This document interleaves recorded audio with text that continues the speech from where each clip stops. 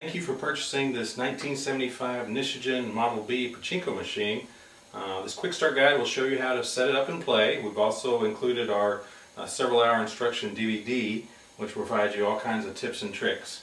We've attached support boards to the machine. For anyone else watching this video, they are top heavy, so you want to make sure you stabilize them with a cabinet or some legs. We sell both, so these are just 1x4s. You screw a couple of those into the bottom of the machine. You want to make sure that you flip this part here over with the weight on it. What it does is you have these two swings. There's two tracks that balls run down. These and this take the balls from being multiple levels high, steps them down so they're one high as they enter in the turn. Then you want to lock your ball drain lever, which is this right here. So if we were to pour balls in right now, they would roll across, push these two arms out of the way, and then the balls would drain straight down here out of your machine. So we'll lock those two levers by sliding this over. Now they're in the locked position. To unlock it, it's just pull this down. So we'll go ahead and lock that again. One problem with Pachinko machines is the one ball seesaw in the wrong position. It's inside this clear window here. You can see a white part. There's actually a long rectangular white part, and it has a couple of Pachinko balls in it that act as weights. Right now it's in the wrong position. Your machine will never work. It'll never pay out jackpots. They'll just jam up and back up into your machine. So you need to reset that seesaw to the correct position, which is like this. And the way you reset it, there's this little bitty pin right here.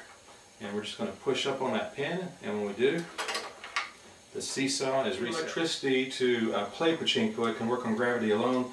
We did wire yours to a transformer that you plug into the wall. I'm just going to reach over and plug it into a power strip. And when we do, this light comes on.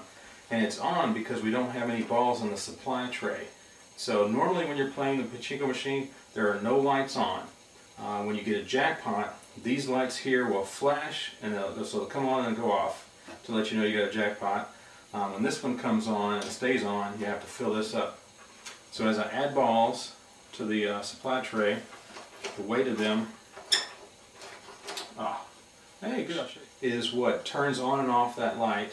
And as you add balls to the machine, it is supposed to turn that switch on and off. But this wire is on the wrong side of the switch, so I'm just going to pull it out and down so that it's under the switch.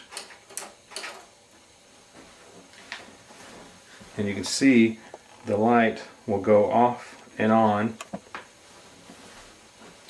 as I pull on that switch. And here's the other thing is, this wire goes all the way down, and it goes down to the front, to the bottom, and attaches to a pole that goes to the front of the machine. I'll show you that in just a second. But first, here's what the light looks like from the front. This is the light that says you need to add balls. Over here would be the couple lights that flash when you get a jackpot.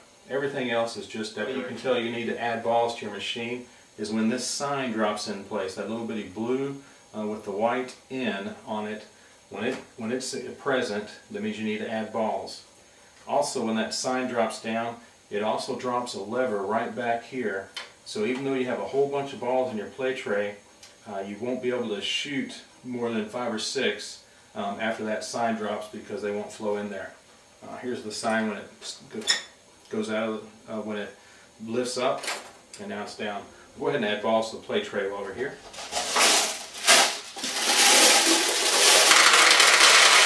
The supply tray, they will roll down this upper track, make the turn, go across this lower track, and enter into the jackpot assembly. Now sometimes if you have carpet fuzz or other debris that gets in here, you may need to clean it out of the tracks. This lower track has a cover here. This metal part here and the white part all come out. If I pinch the metal against the white, then lift that out and then pull out, I can remove that cover so I can get access to both the front and the back track and clear out anything, oversized balls, anything else that might get in there.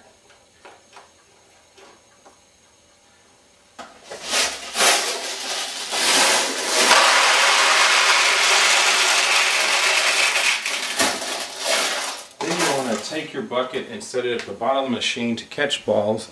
I usually leave some balls in the bucket That way when the balls drop from this chute or from this chute here, they hit the balls and they don't bounce out as easy as if the bucket on the machine. We've already talked about the play tray. We have the receiving tray. This is when this tray gets full, balls will come down here. We'll see some more on that later. You have your flipper, and you have your finger rest bar, which you rest your index finger against. Then you grab the flipper with your thumb, you pull it all the way down, then you slide your thumb off the flipper, and then the flipper will bounce back up because of a spring, and it'll launch a ball up the shooter lane across. It'll hit a bumper back here, which will bounce back out on the play field, and then it'll hit the nails and it'll go down. These spinners can redirect the ball, and then the ball may go into these tulips, the ones with the orange wings on it. They're all open currently, and as a ball goes in, they close, and if a ball goes in when they're closed, it'll open them. These are fixed pockets. And then you've got the main attraction. The ball could drop down, the monkey would drop down, go to the alligator's mouth. Any of those that the ball goes in, the same thing will happen. You'll get paid a jackpot of balls here, you'll see the lights flash, and you'll hear the bell ring, which is the balls falling down hitting the bell. Now if a ball doesn't go in any of those, it'll fall out here, exit, and land in the bucket in the back of the machine. Now the first time we shoot, nothing happens because it's actually loading a ball into the shooter lane. We'll shoot again.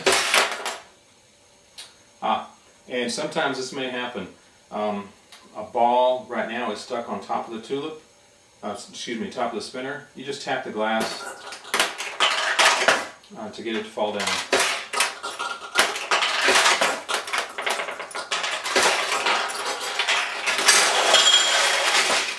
So we had a ball go in this tulip. We saw the lights flash and we got the payout. Let's play a little more. And as you're shooting, what I'm doing is I'm pulling down more or less if I want to try and get the ball to drop right here, or if I want to try to get it to drop in the center, or all the way over here.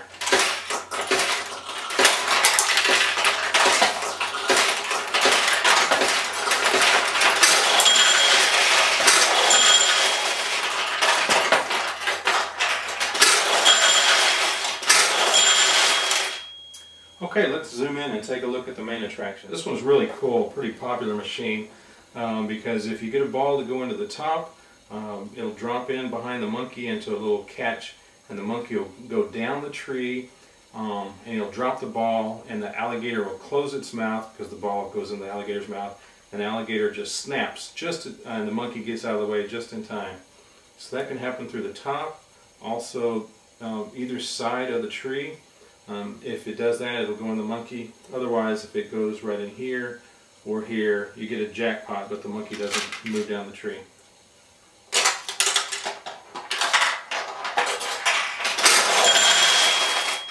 And we saw that this pocket opened up. We'll drop one in the side.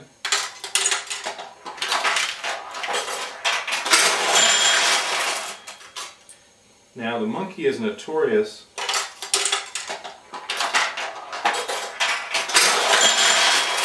for occasionally getting caught and not coming back up.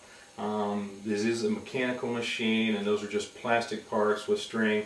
So sometimes he may not go all the way. Maybe the next time you get a ball he will. What I find usually helps is if the machine is tilted back just a little bit.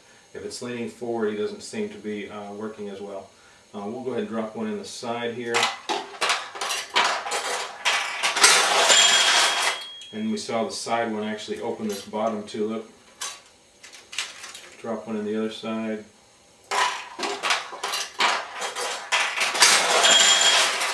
And it also opens up the bottom tulip.